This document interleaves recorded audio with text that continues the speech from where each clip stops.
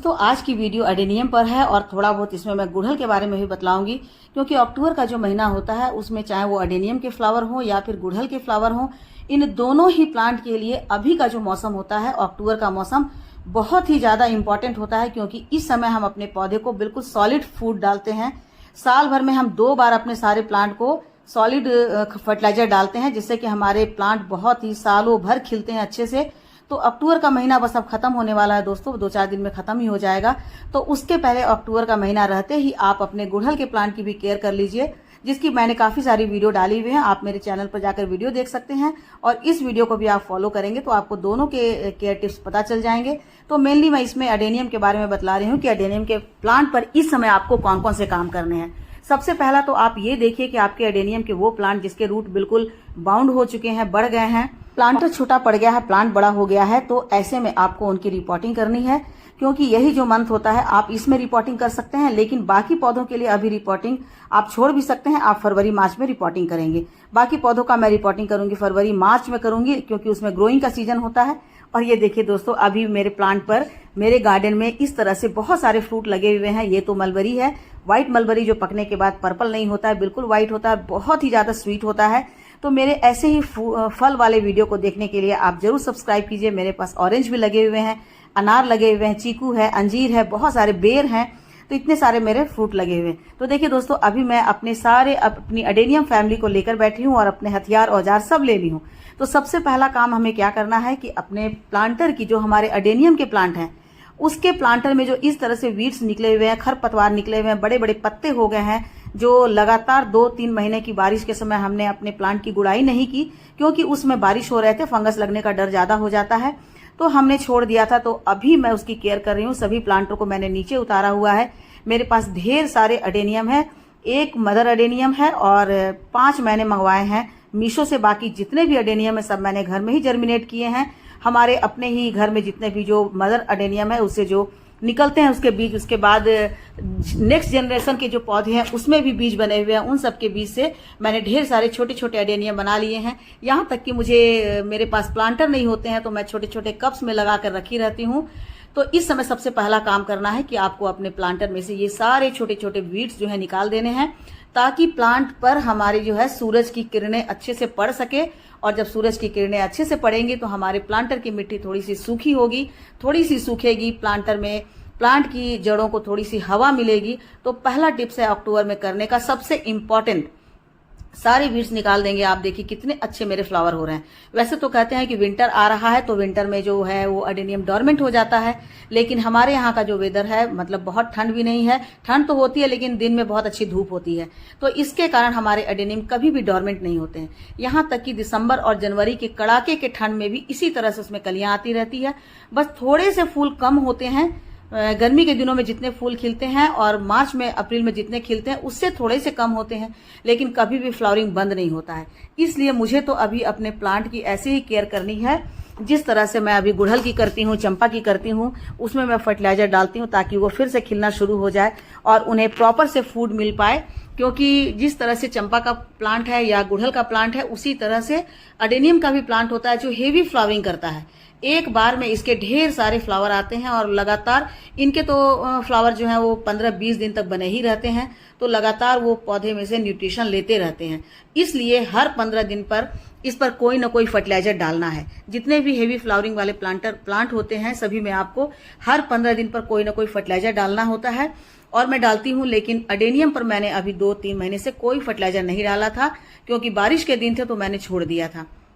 लेकिन अभी यदि आपने भी इस तरह से बारिश के दिनों में कुछ नहीं डाला है तो ये जो मंथ है आपके लिए बहुत ही इंपॉर्टेंट है।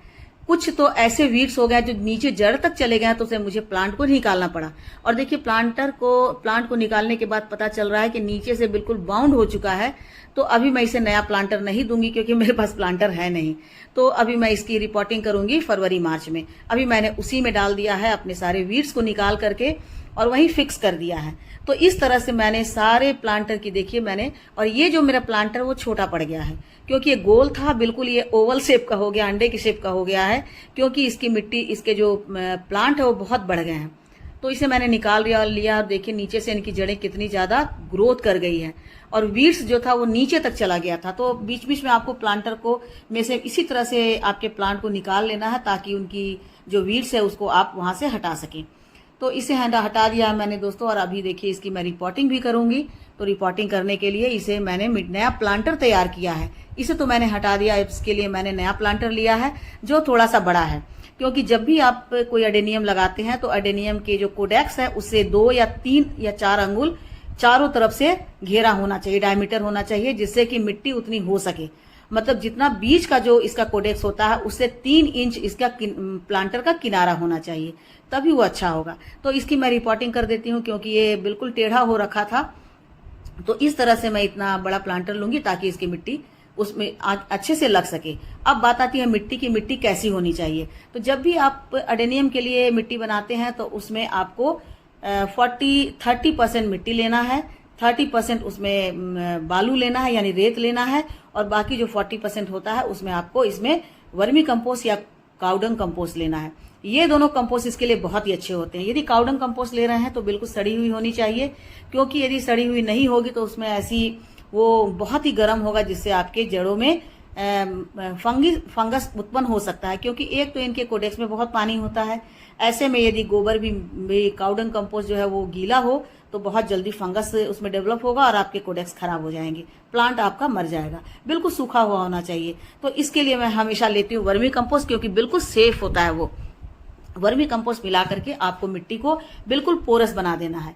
उसके बाद आपको नेक्स्ट काम क्या करना है, आपके प्लांटर की कोई टहनियां यदि सूखी हुई हो, थोड़ी सी सड़ी हुई लग रही हो, तो उसे आप इस समय कट कर दें, क्योंकि अब ये थोड़े दिनों के बाद मतलब जैसे लोग कहते हैं डोरमेंट में जा रहा है। हालांकि मेरी तरफ पूरी डोरमेंट नहीं होता है, लेकिन फिर भी इसकी ग्रोथ थोड़ी सी स्लो हो जाती है। तो आपको ऐसी सारी बेकार की सूखी हुई पत्तियां, बेकार की टहनियां सूखी हुई निकाल देना है, और उसके बाद आपको प्लांट की मिट्टी की अच्छे से गुड़ाई कर देनी है। मिट्टी थोड़ी सी गीली है क्योंकि लगातार अभी 24 घंटे से बारिश हो रही थी। वो तूफान के कारण, उड़ीसा में जो तूफान आया था, तो बारिश झिमझिम बारिश के कारण मिट्टी थोड़ी सी भुरभुरी सी है। तो बहुत अच्छा हुआ इसकी गुड़ाई करने में। ऐसी मिट्टी हो तो अच्छा होता है, थोड़ा सा मॉइस्चर होना चाहिए, मॉइस्ट होना चाहिए। तो अच्छे से गुड़ाई करके और इसमें आपको अच्छे से वर्मी कंपोस्ट डाल देना है। 2-3 मिट्टी, मतलब जितना बड़ा आपका प्लांटर है, जितने बड़े प्लांट है उसी के अकॉर्डिंग आप इसमें वर्मी कंपोस्ट डालिए। बड़ा है तो आप 4-5 मुट्ठी डाल दीजिए, छोटा है तो आप 1 मुट्ठी उसमें डाल सकते हैं। तो ये सॉलिड फर्टिलाइजर इस समय डालना आपके एडेनियम में बहुत जरूरी है, क्योंकि यही 2 समय होता है जब हम इसमें सॉलिड फर्टिलाइजर डालते हैं। बाकी समय तो हम कभी लिक्विड डाल देते हैं, कभी 2-4 दाने डीएपी के डाल देते हैं, इस तरह से डालते हैं। लेकिन इस समय इसमें वर्मी कंपोस्ट डालना बहुत ही जरूरी है। अब वर्मी कंपोस्ट डालने के बाद और हमें क्या डालना है, कौन कौन सा और फर्टिलाइजर हम डाल सकते हैं, तो वो दोस्तों मैं आपको वो भी बताती हूँ। ये जो मैंने मीशो से मंगवाया था, तो इसमें मैं अभी कुछ नहीं कर रही हूँ, केवल मैं इसकी, क्योंकि 15 से 20 दिन पहले मैंने इसकी रिपोर्टिंग की है। बाकी जो मेरे प्लांटर हैं जितने भी, सभी में देखिए कितने अच्छे इसके पत्ते हो रहे हैं, क्योंकि मिट्टी में जब अच्छे से नाइट्रोजन रहेगा तो इसके पत्ते बहुत हेल्दी रहेंगे। पत्ते हेल्दी होने का मतलब है कि इसकी जड़ें बहुत तेजी से ग्रोथ कर रही हैं और बहुत हेल्दीली ग्रोथ कर रही हैं, तभी इसके पत्ते बहुत अच्छे हुए हैं और इसमें लगातार फ्लावरिंग हो रही है। अब इसमें क्या करना है, आपको फंगिसाइड डालना है। वैसे फंगिसाइड हर 2 महीने पे आपको इसके प्लांट में डालना है। यदि फंगिसाइड नहीं हो तो आप हल्दी का पाउडर भी डाल सकते हैं, क्योंकि हल्दी का पाउडर भी एंटी फंगल होता है, एंटीसेप्टिक होता है, एंटीबैक्टीरियल होता है। आप उसको पानी में मिला करके और उसे डाल दें। तो इसमें फंगिसाइड अभी डालने का कारण क्या है, क्योंकि 2-3 महीने बारिश हुई है, हमने फंगिसाइड नहीं डाला है। अभी हमने थोड़ी सी कटाई छटाई भी कर दी है, तो ऐसे में फंगस जो है नीचे यदि पनप भी रहा हो तो उसके आप मिट्टी में डाल देंगे फंगिसाइड, तो वो फंगस खत्म हो जाएगा। और ऊपर से आपने जो भी टहनियों की कटाई की है, छटाई की है, प्रूनिंग की है, उस पर भी आप फंगिसाइड लगा दें, ताकि फंगस कोई पनप नहीं सके, ऊपर से आपके प्लांट खराब नहीं हो सके। तो ये दोनों काम बहुत ही ज्यादा जरूरी है। अब एक फर्टिलाइजर तो हमने डाल दिया। अब दूसरा फर्टिलाइजर जो कि लिक्विड हो सकता है, ये है दोस्तों एनपीके 19-19-19। वैसे वर्मी कंपोस्ट में भी एनपीके होता है, वो बिल्कुल सॉलिड होता है, लेकिन ये है जो वाटर सॉल्युबल होता है। इसे आप सालों भर डाल सकते हैं और इसमें नाइट्रोजन, पोटेशियम, कैल्शियम है ना, फास्फोरस की मात्रा होती है, एनपीके होता है। तो ये बैलेंस्ड होता है, मतलब 19-19-19। इसे आप पानी में घोल करके और स्प्रे भी कर सकते हैं, जिससे कि पत्ते जो हैं बहुत तेजी से इसे एब्जॉर्ब कर लेंगे और इसे पानी में घोलकर आप मिट्टी में भी डाल सकते हैं। दोनों ही तरीके से ये हमारे प्लांट पर बहुत तेजी से काम करता है और प्लांट इसी तरह हेल्दी होते हैं। तो यदि आपके पास स्प्रे बॉटल है तो आप स्प्रे बॉटल में डाल करके इसे स्प्रे कर दीजिए। सारा का सारा एक साथ नहीं करना है दोस्तों, ये मत समझिएगा वर्मी कंपोस्ट भी डाल दिए, एनपीके भी डाल दिए, फलाना भी डाल दिए, ऐसा नहीं करना। आपको 15-15 दिन के बाद, 20-20 दिन के बाद ये काम करना है, क्योंकि सारे फर्टिलाइजर में कुछ ना कुछ की मात्रा थोड़ी ज्यादा होती है। तो इस तरह से आप डालते रहेंगे तो आपके प्लांट को हर तरह के न्यूट्रिशन मिलते रहेंगे, जिससे आपके प्लांट बहुत ही हेल्दी होंगे।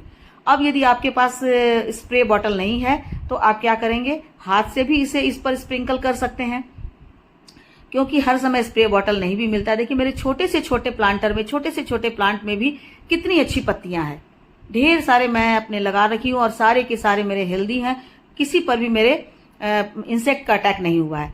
साधारण तौर पर तो लोग कहते हैं कि इसे बहुत पानी कम दो या फिर बारिश हो रही है तो अंदर रख दो, लेकिन मैं ना तो कभी अंदर रखती हूँ और ना कभी पानी देना बंद करती हूँ, क्योंकि पानी देना बंद करेंगे गर्मी के दिनों में तो ये अपनी रिक्वायरमेंट को कहाँ से पूरी करेगा, अपने कोडेक्स से। कोडेक्स में बहुत पानी होता है, तो कोडेक्स से जब अपनी रिक्वायरमेंट पूरी करने लगेगा तो इसके कोडेक्स जो है वो बिल्कुल मुलायम सॉफ्ट हो जाएंगे और धीरे धीरे मर जाएंगे। जाड़े के दिनों में आप पानी कम डालिए, 2-3 दिन के बाद डालिए, लेकिन डालिए जरूर, क्योंकि पानी को तो सभी की जरूरत होती है। तो यदि आप पानी नहीं देंगे तो अपने ही अंदर जो एनर्जी जो वो स्टोर करके रखा है उसी का यूज करेगा, तो आपके प्लांट खराब हो सकते हैं।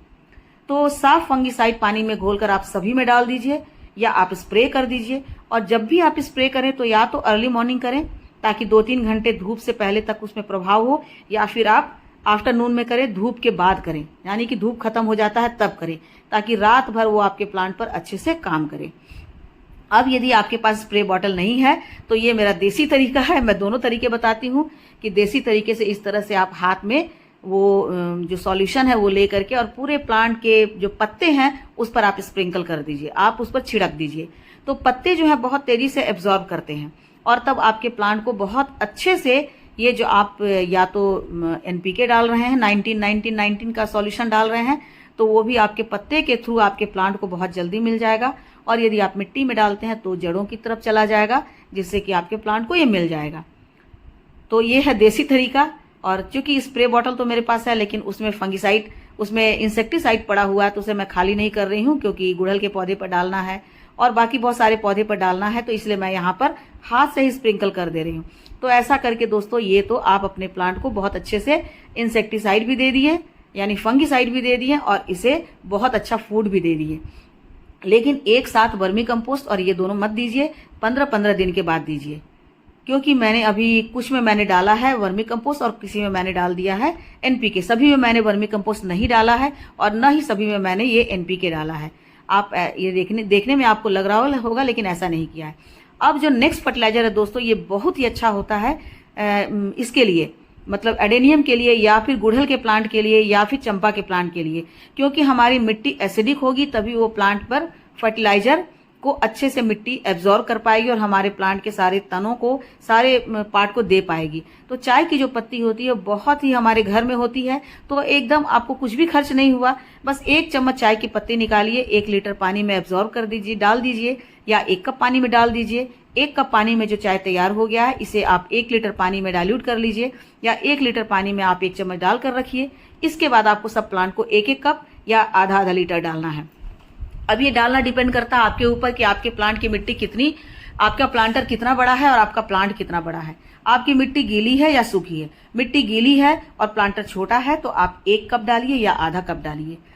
यदि आपका प्लांटर बड़ा है और मिट्टी सूखी है तो आप आधा लीटर डालिए। और ये एक साथ मत डालिएगा, फिर से मैं कह रही हूँ कि एक बार वर्मी कंपोस्ट डालिए, एक बार एनपीके 19-19 डालिए, फिर 15 दिन के बाद आप चाय की पत्ती वाला चाय डालिए। तो ये हमारे प्लांट को क्या देता है, नाइट्रोजन देता है और साथ हो जाता है। इस तरह से आप अपने प्लांट को सालों भर हेल्दी रख सकते हैं चाय की पत्ती से, या फिर वर्मी कंपोस्ट डाल करके, काउडंग कंपोस्ट डालकर 19-19-19 डाल करके, तो आपके प्लांट ऐसे ही हेल्दी रहेंगे और धीरे धीरे आपके प्लांट में, आपके घर में भी इसी तरह से एडेनियम की फैमिली बन जाएगी। और ये जो सॉल्यूशन है आप गुड़हल के प्लांट पर भी डाल सकते हैं और उनमें भी बहुत अच्छे फ्लावर ले सकते हैं। गुड़हल की चाहे कोई भी वेरायटी हो उस पर आप डाल सकते हैं। डालने के बाद देखिएगा कि आपके प्लांट कितने हेल्दी हो जाएंगे। तो ठीक है दोस्त, आज के लिए बस इतना ही। मिलती है अगले वीडियो में एक नई जानकारी के साथ। तब तक मेरे साथ बने रहे, अपना ख्याल रखें।